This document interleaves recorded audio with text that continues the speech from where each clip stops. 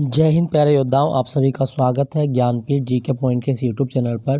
दोस्तों, उत्तर प्रदेश पुलिस भर्ती, UP SI, UP PCS RO या एआरओ या यूपी का कोई भी एग्ज़ाम जो आप अपने लाइफ में देने वाले हैं, उन सबको ध्यान में रखते हुए हमने उत्तर प्रदेश जीके की मॉक टेस्ट श्रृंखला शुरू की है। उसी मॉक टेस्ट श्रृंखला में आज मॉक टेस्ट नंबर 7 में लेके आया हूं। तो आइए शुरू करते हैं आज का मॉक टेस्ट, 29 जनवरी का मॉक टेस्ट। तो पहला प्रश्न आपकी स्क्रीन पर क्या कहता है दोस्तों? पहले प्रश्न में कहा गया है दोस्तों, निम्नलिखित में से कौन सा शिलालेख राजा पुष्यमित्र शुंग द्वारा किए गए 2 अश्वमेध यज्ञों के बारे में जानकारी देता है? दोस्तों, राजा पुष्यमित्र शुंग ने जो 2 अश्वमेध यज्ञ किए, इनकी जानकारी मिलती है अयोध्या अभिलेख से। ऑप्शन सी आपका सही जवाब है। अयोध्या अभिलेख से राजा पुष्यमित्र शुंग द्वारा किए गए 2 अश्वमेध यज्ञों के बारे में जानकारी मिलती है। ऑप्शन सी आपका सही जवाब है। ठीक है दोस्तों, अगर आपसे पूछा जाए कि प्रयाग प्रशस्ति अभिलेख किससे संबंधित है, तो आप याद रखिएगा समुद्रगुप्त से संबंधित है प्रयाग प्रशस्ति अभिलेख। यही पूछता आपके एग्जाम में। प्रयाग प्रशस्ति अभिलेख संस्कृत भाषा में लिखा गया है और ये समुद्रगुप्त से संबंधित है। अयोध्या अभिलेख किससे संबंधित है, तो वो आपका पुष्यमित्र शुंग से। Option C. नेक्स्ट प्रश्न है आपका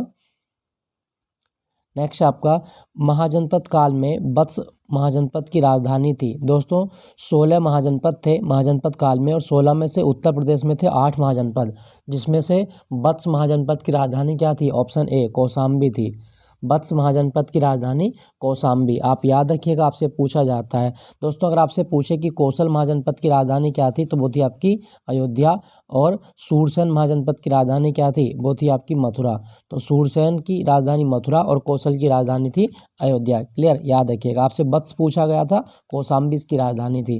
नेक्स्ट है आपका अगला प्रश्न में कहा गया है दोस्तों कि तुलसी मानस मंदिर उत्तर प्रदेश के किस जिले में है? दोस्तों, तुलसी मानस मंदिर वो जगह है जहाँ पे गोस्वामी तुलसीदास ने रामचरितमानस की रचना की थी। तो तुलसी मानस मंदिर कहाँ पर है? ऑप्शन सी वाराणसी में है।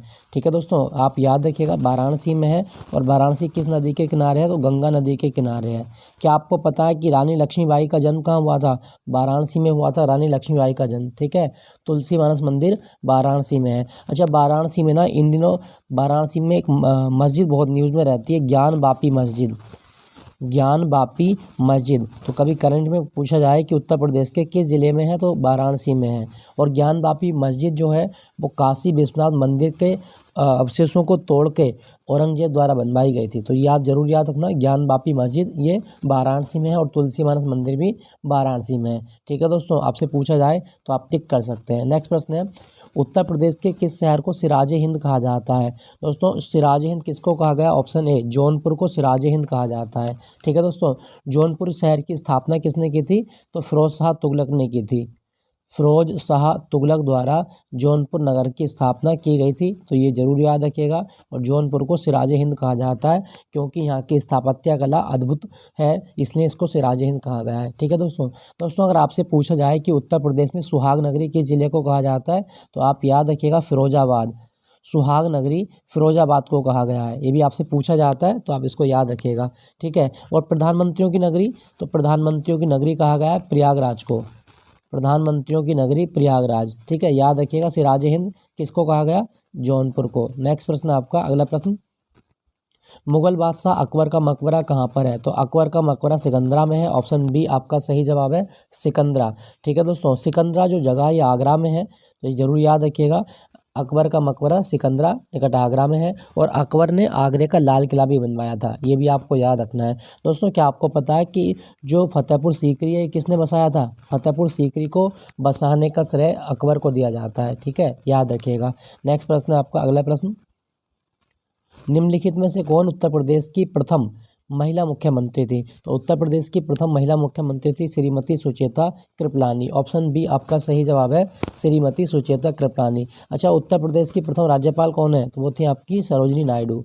उत्तर प्रदेश की प्रथम राज्यपाल सरोजिनी नायडू और प्रथम महिला मुख्यमंत्री थी सुचेता कृपलानी। क्या आपको पता है कि उत्तर प्रदेश दिवस कब होता है? 24 जनवरी को होता है। और उत्तर प्रदेश में जो इसका एरिया है वो कितना है? तो यूपी का एरिया है 2,40,928 वर्ग किलोमीटर। ठीक है, याद रखिएगा। नेक्स्ट प्रश्न है आपका अगला क्वेश्चन, उत्तर प्रदेश में आलू निर्यात जोन कहाँ पर है?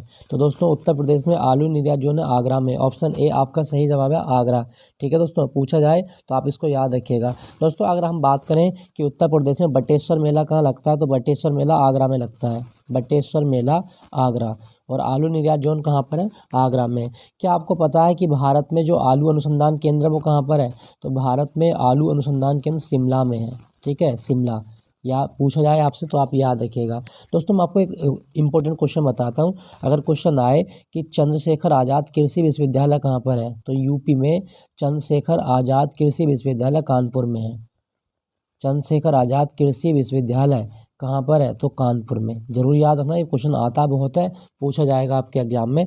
तो आलू निर्यात जोन आपसे पूछा गया था आगरा, ऑप्शन ए। नेक्स्ट प्रश्न है आपका, निम्नलिखित में से कौन सा राज्य उत्तर प्रदेश के साथ अपनी सीमा साझा नहीं करता? दोस्तों उत्तर प्रदेश की सीमा 8 राज्य और एक केंद्र शासित प्रदेश, तो टोटल 9 राज्यों के साथ अपनी सीमा साझा करता है यूपी। तो मध्य प्रदेश के साथ करता है, राजस्थान के साथ, झारखंड के साथ, लेकिन पंजाब उत्तर प्रदेश के साथ अपनी सीमा साझा नहीं करता। ठीक है, उत्तर प्रदेश की सीमा हिमाचल प्रदेश से, हरियाणा से, राजस्थान से, मध्य प्रदेश से, उत्तराखंड से, बिहार से, झारखंड से, छत्तीसगढ़ से, दिल्ली से, इन सब से लगती है। ठीक है दोस्तों, याद रखिएगा। दोस्तों अगर आपसे पूछे कि उत्तर प्रदेश जो है ये एरिया के अनुसार भारत का कौन से नंबर का राज्य है, तो चौथा राज्य है। और उत्तर प्रदेश भूगर्भीय दृष्टि से किसका भाग था? गोंडवाना लैंड का भाग है। तो ये भी आपको याद रखना है कि उत्तर प्रदेश किसका भाग था? गोंडवाना लैंड। ठीक है, पूछा जाए तो जरूर याद रखिएगा। नेक्स्ट प्रश्न है आपका, अगला प्रश्न, उत्तर प्रदेश की प्रमुख वाणिज्य फसल क्या है? तो दोस्तों उत्तर प्रदेश की प्रमुख वाणिज्य फसल या नकदी फसल है गन्ना। ऑप्शन डी आपका सही जवाब है। अगर आपसे पूछे कि भारतीय गन्ना अनुसंधान संस्थान कहाँ पर है, तो आप याद रखिएगा भारतीय गन्ना अनुसंधान संस्थान लखनऊ में है। भारतीय गन्ना अनुसंधान संस्थान लखनऊ में है।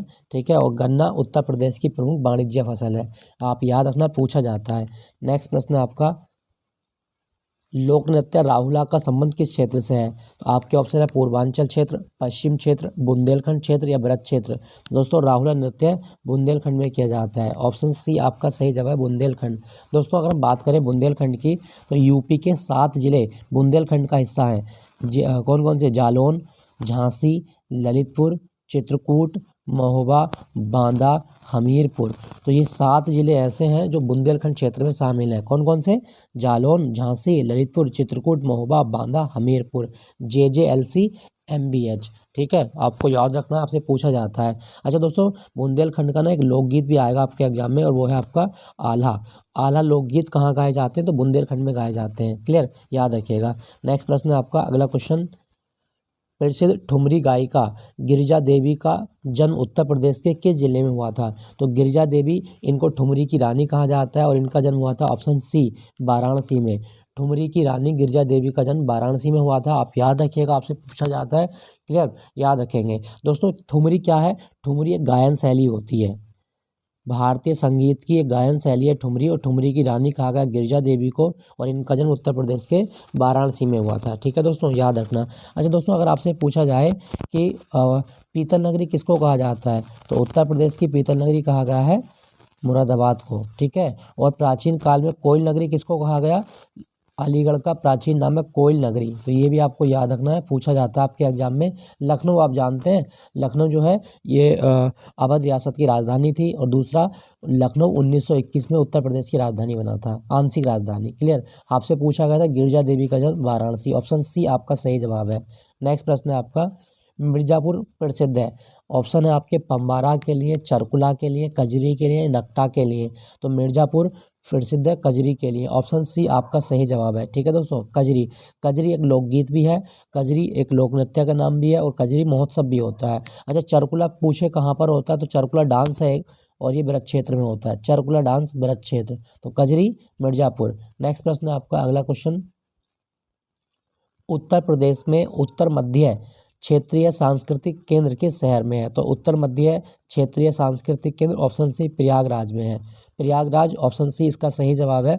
ठीक है दोस्तों, अगर क्वेश्चन आए कि उत्तर प्रदेश के किस जिले को संगम नगरी कहा जाता है, तो संगम नगरी प्रयागराज को कहा गया है। और उत्तर प्रदेश की न्यायिक राजधानी उत्तर प्रदेश की न्यायिक राजधानी भी किसको कहा जाता है, तो प्रयागराज को कहा जाता है। ठीक है दोस्तों, याद रखना, इंपॉर्टेंट है, पूछा जाता है। क्लियर। तो उत्तर मध्य सांस्कृतिक केंद्र प्रयागराज में है। अच्छा, उत्तर प्रदेश में जो इलाहाबाद हाई कोर्ट है इसकी स्थापना कब हुई, 1866 में हुई थी। नेक्स्ट प्रश्न की ओर चलते हैं। नेक्स्ट है, उत्तर प्रदेश में जैन धर्म एवं बौद्ध धर्म का प्रसिद्ध तीर्थ स्थल कौन सा है। तो दोस्तों जैन धर्म एवं बौद्ध धर्म का जो केंद्र है वो है आपका कौशाम्बी। ऑप्शन सी आपका सही जवाब है, कौशाम्बी। क्लियर, याद रखिएगा दोस्तों। सारनाथ जो है ये वो जगह है जहाँ पर भगवान बुद्ध ने अपना पहला उपदेश दिया था। ठीक है, और ये वाराणसी में है। कुशीनगर की बात करूँ, महात्मा बुद्ध की मृत्यु कहाँ हुई थी, तो कुशीनगर में हुई थी। ये भी आपको याद रखना है। क्लियर। अच्छा दोस्तों, कुशीनगर में ना एक स्तूप है, रामभर स्तूप। ये बड़ा पूछा जाता है आपके एग्जाम में कि रामभर स्तूप ये कहाँ पर है, कुशीनगर में। और ये महात्मा बुद्ध के महापरिनिर्वाण की घटना से संबंधित है। ठीक है, महापरिनिर्वाण मृत्यु की घटना से संबंधित है। तो ये भी आपको याद रखना, आपसे पूछा जाता है। क्लियर, याद रखेंगे। तो उत्तर प्रदेश में जैन धर्म एवं बौद्ध धर्म का केंद्र कौशाम्बी जिला है। नेक्स्ट प्रश्न है आपका, अगला प्रश्न, सैयद सालार मेला उत्तर प्रदेश के किस जिले में लगता है। दोस्तों सैयद सालार मेला की बात करें तो ये लगता है बहराइच में। ऑप्शन डी आपका सही जवाब है, बहराइच में। बाराबंकी में कौन सा मेला लगता है, तो देवा शरीफ का मेला लगता है। ठीक है, देवा शरीफ का मेला बाराबंकी और सैयद सालार मेला बहराइच में लगता है। तो ये भी आपको याद रखना है, पूछा जाता है। ठीक है। अच्छा, बहराइच के बारे में बात करें तो उत्तर प्रदेश में गेहूँ के डंठल की पेंटिंग बनाई जाती है। गेहूं के डंठल की पेंटिंग कहाँ पर, तो बहराइच में बनाई जाती है। याद रखिएगा, आपसे पूछा जाता है सैयद सालार मेला बहराइच। नेक्स्ट प्रश्न है आपका, अगला प्रश्न, हिंदू मुस्लिम एकता का प्रतीक सुलहकुल उत्सव ये कहाँ मनाया जाता है। दोस्तों सुलहकुल उत्सव शुरू किया था मुगल बादशाह अकबर के द्वारा और हर साल मनाया जाता है आगरा में। ऑप्शन ए आपका सही जवाब है, सुलहकुल उत्सव आगरा में मनाया जाता है। ठीक है दोस्तों, आगरा कौन सी नदी के किनारे है, तो आगरा यमुना नदी के किनारे है। क्लियर, याद रखिएगा, पूछा जाए सुलहकुल उत्सव आगरा में। दोस्तों ये आपको एक बड़ा इंपॉर्टेंट चीज़ बताता हूँ, अगर आपसे पूछे कि उत्तर प्रदेश में बुलंद दरवाज़ा कहाँ पर है, तो बुलंद दरवाज़ा फतेहपुर सीकरी में है। और बुलंद दरवाजे की ऊंचाई कितनी है, 54 मीटर है। बुलंद दरवाजे की ऊंचाई 54 मीटर है। तो आप याद रखना, आपसे पूछा जाता है सुलहकुल उत्सव कहाँ पर है, आगरा में। बुलंद दरवाज़ा फतेहपुर सीकरी। नेक्स्ट प्रश्न है आपका, उत्तर प्रदेश के किस जिले में doctor Ambedkar institute of technology for handicapped स्थित है। तो दोस्तों doctor Ambedkar institute of technology for handicapped ये कानपुर में है। ऑप्शन बी कानपुर में है, आप याद रखिएगा। दोस्तों अगर आपसे पूछा जाए कि उत्तर भारत का मैनचेस्टर किस शहर को कहा जाता है, तो उत्तर भारत का मैनचेस्टर कानपुर को कहा गया है। ठीक है, उत्तर भारत का मैनचेस्टर कानपुर। और कानपुर शहर जो है ना ये गंगा नदी के किनारे है। आपसे पूछा जाए तो आप याद रखना, कानपुर को उत्तर प्रदेश की औद्योगिक राजधानी भी कहा गया है। क्लियर, याद रखिएगा। नेक्स्ट प्रश्न की ओर बात करते हैं, अगला प्रश्न, उत्तर प्रदेश का कौन सा जिला पीतल शिल्प के उद्योग के लिए प्रसिद्ध है तथा इसे पीतल नगरी के नाम से भी जाना जाता है। दोस्तों पीतल नगरी कहा गया है मुरादाबाद को। ऑप्शन बी आपका सही जवाब मुरादाबाद। और मुरादाबाद कौन सी नदी के किनारे है, रामगंगा नदी के किनारे है। दोस्तों एक चीज़ आप याद रखिएगा, डॉक्टर अंबेडकर पुलिस अकादमी कहाँ पर है, तो डॉक्टर भीमराव अंबेडकर पुलिस अकादमी ये मुरादाबाद में है। डॉक्टर भीमराव अंबेडकर पुलिस अकादमी किस शहर में है, तो मुरादाबाद में है। आप याद रखिएगा, मुरादाबाद को उत्तर प्रदेश की पीतल नगरी भी कहा जाता है। क्लियर, याद रखेंगे। नेक्स्ट प्रश्न है आपका, अगला क्वेश्चन, उत्तर प्रदेश का कौन सा जिला लकड़ी की नक्काशी के लिए प्रसिद्ध है।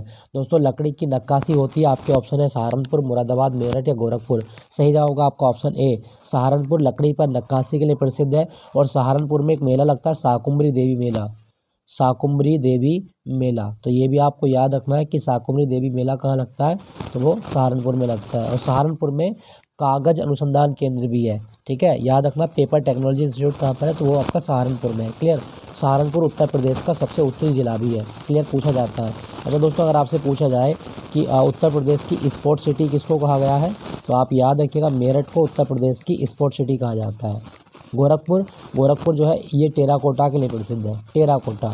ठीक है, पूछा जाता है। अच्छा एक चीज़ आपसे अगर पूछा जाए कि नौचंदी मेला कहाँ लगता है, तो मेरठ में लगता है नौचंदी मेला। और अगर आपसे पूछे कि खिचड़ी मेला कहाँ लगता है, तो गोरखपुर में लगता है खिचड़ी मेला। तो ये सारी चीज़ें आपको याद रखनी है। ठीक है, आपसे पूछा गया था लकड़ी पर नक्काशी, सहारनपुर, ऑप्शन ए।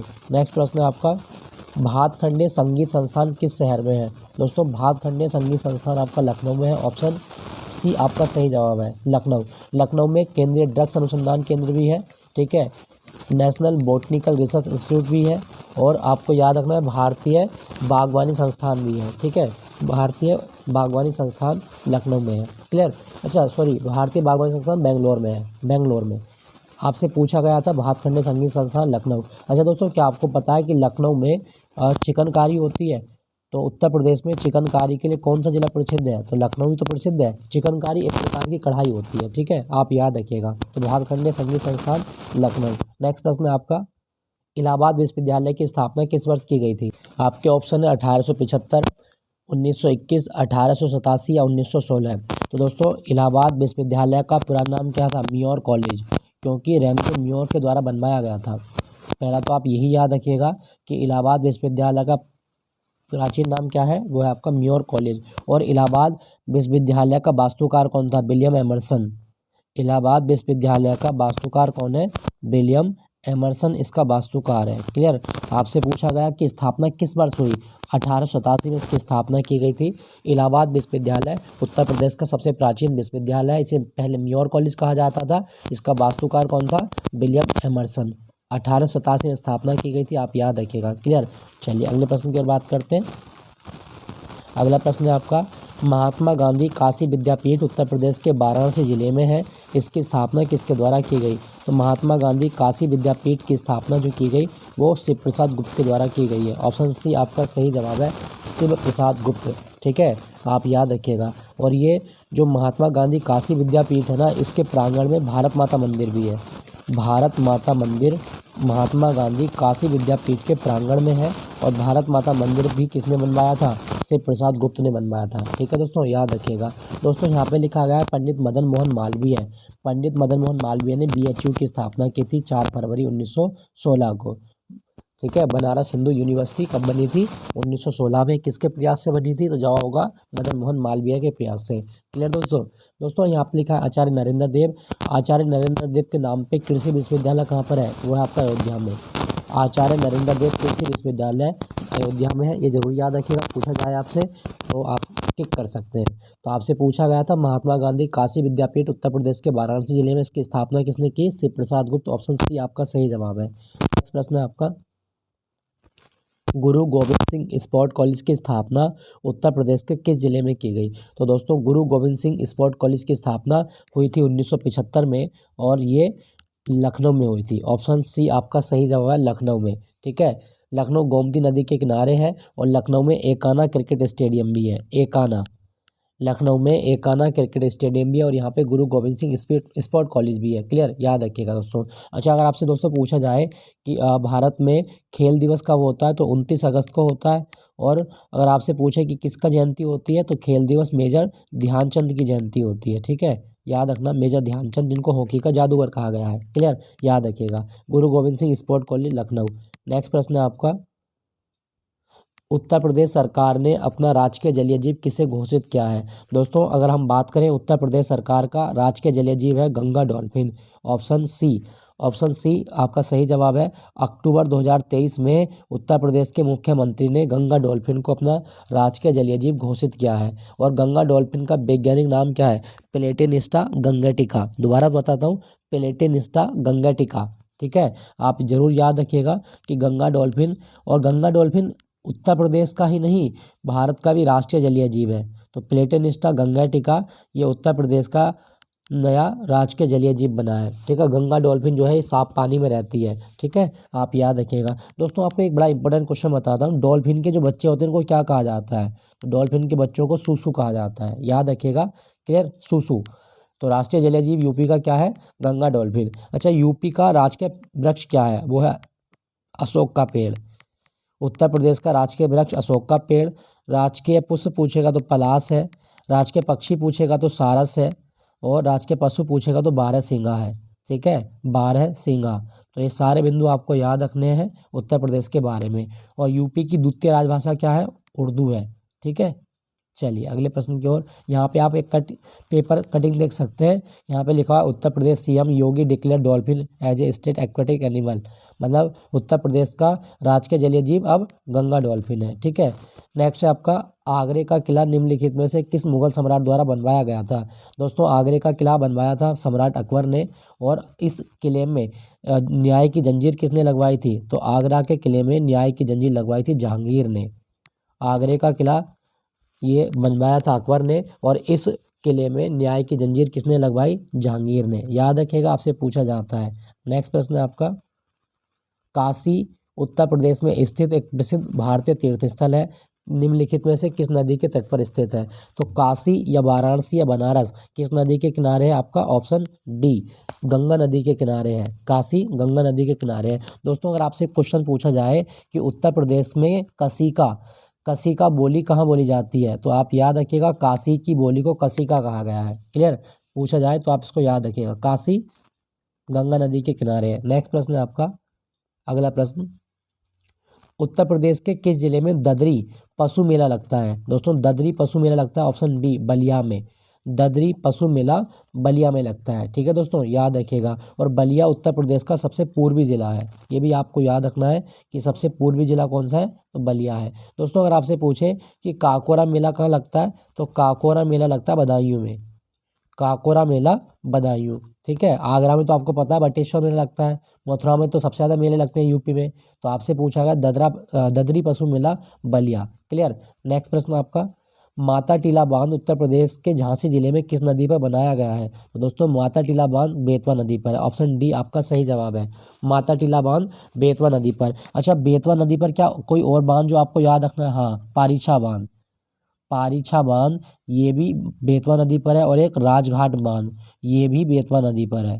ठीक है, तो राजघाट बांध, पारीछा बांध और माता टीला बांध ये सारे बेतवा नदी पर है, और बेतवा नदी यमुना की सहायक नदी है, ये भी आपको याद रखना है। नेक्स्ट प्रश्न आपका,